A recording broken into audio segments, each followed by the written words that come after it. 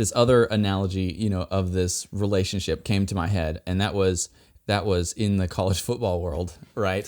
And so, of course, I'm an Ohio State fan. Ohio State, right? Yes. I like Ohio State. You like FSU. I am a Florida State fan, yes. And not Florida State. Florida State University. Yes. Okay.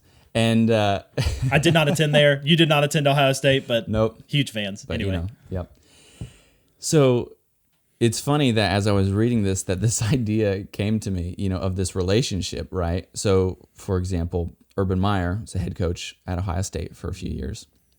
He came on and he did a lot to help, progress the football team forward, right? Yes. With good recruiting, good coaching, right? Won a national championship in a golden egg, 2014, so to speak. Golden egg, right?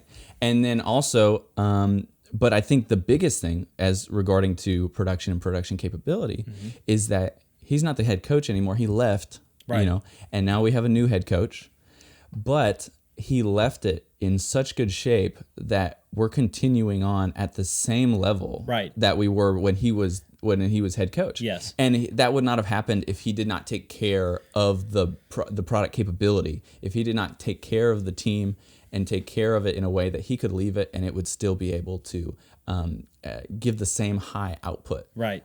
Year after year. Yes. And I don't know as much about the story with FSU, well, but I know a little bit. But that contrast yes. actually stuck in my mind, especially thinking about you because I know that you're a Florida State fan. Yes, the contrast there.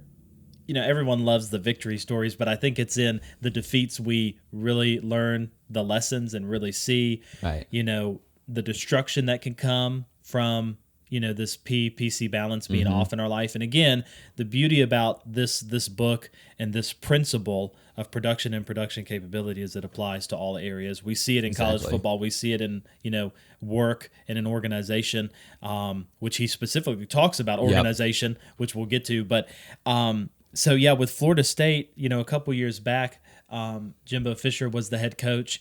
And in 2013, they won a national championship, which was a high for them. Florida State for like 36 seasons, I believe. I could be wrong on the number, but for 36 seasons, went to a bowl game. Right. And I'm not saying they won 36 years straight, but they went to a bowl game, which was the longest streak in NCAA Division I football, And so things were really working well. And it only really took one season for Jimbo Fisher, in my opinion, for his attention to move. He may not say the story this way, but for his attention to move to where he went, which was Texas A&M. And so even in that 1 year, and it could have been a couple years leading up, but really you see out in the public in 1 year's time, he stopped focusing on those relationships, on that production capability, and left the organization in shambles. Right. And so now we've had Willie Taggart, and now he's gone, and now there's a guy from Memphis come in hoping to do something good with the team and get back to that relationship building, that production capability, and get back to producing what they were producing before all of that took place. Yeah, and when it comes down to it, like he got the golden egg, but he did not care for the actual production capability. He did not care for the organization. Yes. In being able to still be able to produce after he's gone. Yes.